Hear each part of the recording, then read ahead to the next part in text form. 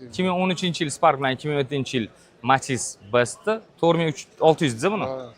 O'rtacha deyarli bir xil narxi. Best bilan Sparkning narxi hozir bir xil. Demak, Matizlarning narxi oshib qopti-da. Hozir qarang, anu kunlari bozor videolar tarqalib ketdi. Matizlar sotilmayapti, Matiz olmaylar deb esdami? Ko'rgansiz-ku? Bozor qanaqa? Bu nechinchi bozor olib chiqasiz bularni? Ikkinchi bozor chiqyapti. Boshqa mashinangiz ham hozir? Yo'q, boshqa. O'rtacha ikkita bozor sotiladi mashinalar hozir. Endi bozorni bilib bo'lmayapti-yu narxini. Sotiladi. Sotiladi. Xudo xolisa, aka bozoringizni bersin. Rahmat kattagon. Mana qarang, bozor yaxshi bo'lyapti shekilli, o'zi mana bu mashinalar sotilib ketganga o'xshaydi. Bo'sh turibdi. Ancha baraka bo'lgan bo'lsa kerak. Hop, Sparklarni ko'ramiz. Assalomu alaykum. Aka, yaxshimisiz? Ayyomlar bilan. Hop, 2017-yil avtomat bu.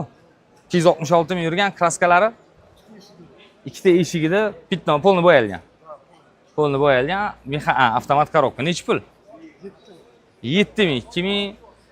2017-yil 266 ming yurgan, ikkita eshigida kraskasi bor, 7 ming dollar. Mashina zo'r ekan, lekin chiroyli turibdi.